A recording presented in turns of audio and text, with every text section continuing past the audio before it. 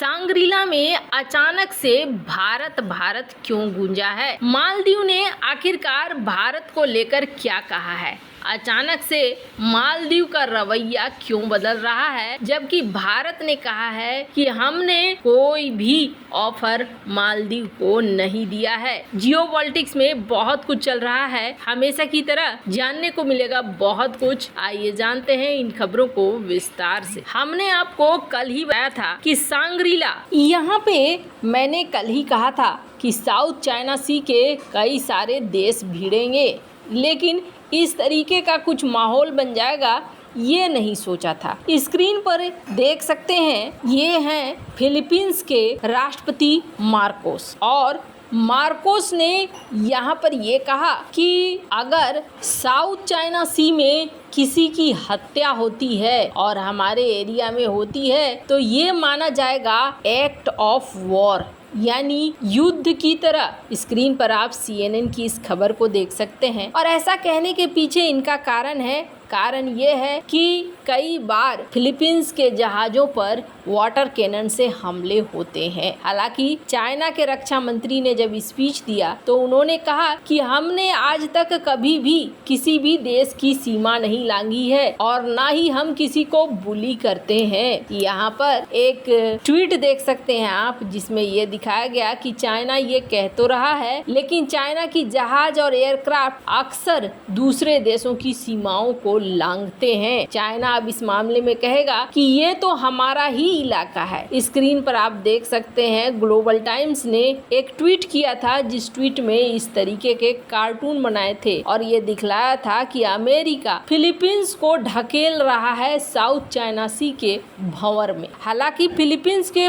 राष्ट्रपति मार्कोस ने यहाँ पर आकर बातें करी और कहा कि साउथ चाइना सी में जो हो रहा है, चाइना जो कर रहा है वो सही नहीं कर रहा है। लेकिन कहते हैं ना, उल्टा चोर कोतवाल को डांटे, कुछ वैसा ही सीन देखने को मिला। स्क्रीन पर एक ट्वीट देख सकते हैं, Rappler.com की ये ट्वीट है, जिसमें इन्होंने एक वीडियो दिखलाया है, फुल वीडियो, जिस वीडियो में दिखाया गया है कि चाइनीज मेजर जनरल सू हुई ये क्वेश्चन पूछ रहे हैं फर्डिनेंड मार्कोस जूनियर से, और कह रहे हैं कि आप ऐसा नहीं कर रहे हैं कि साउथ चाइना सी की शांति को भंग कर रहे हैं। आप जो एक्ट कर रहे हैं उस एक्ट से साउथ चाइना सी के लोग परेशान हो रहे हैं। मतलब ये ठीक वैसा ही है जैसा मैंने कहा कि उल्टा चोर कोतवाल को डांटे। हालांकि इस पर मार्कोस ने बड़ा अच्छा जवाब दिया है। मार्कोस ने क्या जवाब दिया है, स्क्रीन पर आप देख सकते हैं इस ट्वीट को। मार्कोस ने कहा कि देखिए, पानी के ऊपर जो लाइन ड्रॉ किया गया है ना, वो लाइन हमने कल्पना के आधार पर ड्रॉ नहीं कर दिया है, बल्कि ये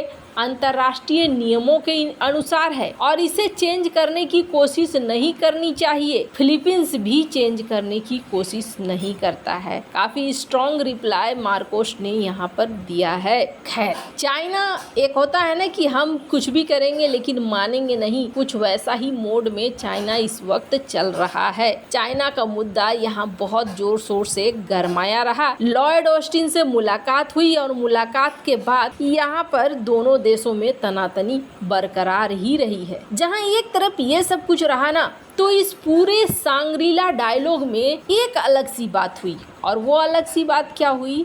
अलग सी बात हुई कि मालदीव के जो प्रतिनिधि पहुंचे हुए थे, इन्होंने यहाँ भारत का नाम बार बार लिया। पिछले कुछ समय में ना, मालदीव और भारत के बीच में जो रिश्ते हैं उसमें एक अलग लेवल का बदलाव देखने को मिला। आपको याद होगा, मालदीव ने ये कहा था कि हम भारत के साथ फ्री ट्रेड एग्रीमेंट साइन करने वाले हैं, भारत ने हमसे रिक्वेस्ट करी है। हालांकि भारतीय मंत्रालय ने साफ किया कि हमने ऐसा कुछ भी नहीं कहा है, ऑफर नहीं दिया है, लेकिन हाँ, अगर फ्री ट्रेड एग्रीमेंट को लेकर बातचीत होती है तो हम ओपन हैं बात करने के लिए। वहीं दूसरी तरफ मालदीव में भारत का रुपे कार्ड भी लॉन्च किया जा रहा है। तो मालदीव को ये देखा जा रहा है कि मालदीव और भारत के बीच में रिश्ते फिर भी थोड़े ठीक ठाक हो रहे हैं। हालांकि मालदीव के अंदर अभी एक और हलचल मची हुई है, और हलचल मची हुई है इस बात को लेकर कि भारत के जहाज जिस पर जुर्माना ठोका गया था, आखिरकार बिना जुर्माना के क्यों छोड़ दिया गया है। मालदीव के नेता आपस में ही झगड़ रहे हैं। वहां एक मछली पकड़ने वाली भारतीय नाव होली स्प्रिट को छोड़ने पर बवाल खड़ा हुआ है। मालदीव की सरकार ने क्षेत्र में अवैध रूप से मछली पकड़ने के आरोप में नाव मालिक पर 42 लाख MBR का जुर्माना लगाया था। बाद में राष्ट्रपति कार्यालय की तरफ से जुर्माने को माफ करते हुए जहाज को छोड़ दिया गया और अब मालदीव की सरकार ये नहीं बता पा रही है कि किस आधार पर जुर्माने को माफ किया गया। मालदीव सरकार के मत्स्य मंत्रालय ने भारतीय मछली पकड़ने वाली जहाज होली स्प्रिट के मालिक एंटनी जयबालन पर 4.2 मिलियन MBR का जुर्माना लगाया था। बीते 10 मार्च को राष्ट्रपति कार्यालय की तरफ से इस जुर्माने को माफ कर दिया गया और भारतीय नौकों को मालदीव छोड़ने का आदेश जारी कर दिया गया। आदेश के 7 दिन बाद जहाज मालदीव से भारत के लिए रवाना हो गया। अब मालदीव के कुछ नेताओं और अधिकार समूहों का आरोप है कि राष्ट्रपति कार्यालय के पास जुर्माना माफ करने का कानूनी अधिकार नहीं है। कुछ कानून के जानकारों का मानना है कि मत्स्य मंत्रालय के पार मछली पकड़ने वाले जहाजों के ऊपर जुर्माने को माफ करने का अधिकार है। इस मसले को लेकर जब राष्ट्रपति कार्यालय से सवाल किया गया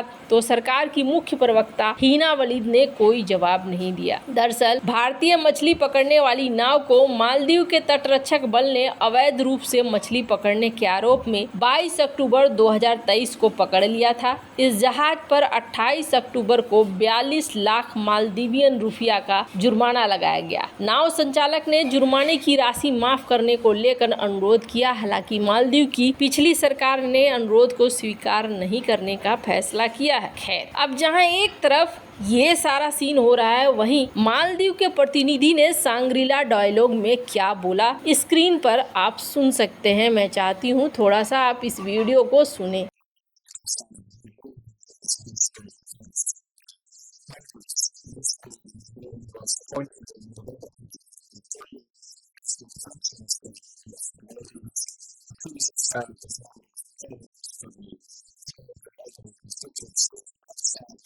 हालांकि ये बड़ा चौंकाने वाला है, लेकिन मालदीव के प्रतिनिधि ने सांग्रीला डायलॉग के बीच में भारत की तारीफ करी और भारत को अपना पुराना पारंपरिक साझेदार बताया। चीन के इशारों पर चलने वाले मालदीव के राष्ट्रपति मुइज़ू अब ऐसा लगता है जैसे भारत के साथ संबंधों को ठीक रखना चाहते हैं। धीरे धीरे कड़वाहट कम होती नजर आ रही है। अब मालदीव के रक्षा मंत्री मोहम्मद घासन ने भारत को पारंपरिक साझेदार बताया और कहा कि माले लगातार नई दिल्ली के साथ बातचीत जारी किए हुए है। सिंगापुर में इंस्टीट्यूट ऑफ स्ट्रेटेजिक स्टडीज की तरफ से आयोजित सांग्रीला डायलॉग में बोलते हुए घासन ने ये बात कही है। वैसे आपको क्या लगता है, इन सब मामले में आपकी क्या राय है, कमेंट कर जरूर बताएं। जल्द मिलते हैं अगले वीडियो में नई खबर के साथ।